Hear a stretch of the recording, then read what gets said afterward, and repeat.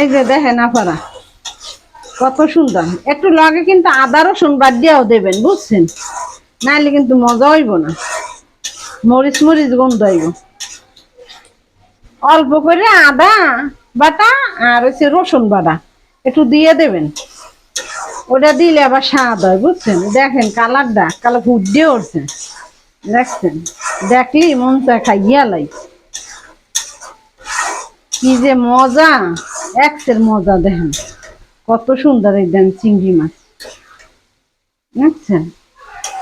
মোর এই রান্না যদি আপনাকে ভালো লাগে, লাইক দিয়েন, কমেন্ট শেয়ার, সাবস্ক্রাইব আপনারা কিন্তু বেশি বেশি করে করবেন মোরে, বুঝছেন। মুই কিন্তু নতুন আপা আমেগো, মুই আর কোন সময় করি নাই, বুঝলেন। মোর অনেক শখ আমেগো তা দেখতে দেখতে। আসসালামু আলাইকুম আপা।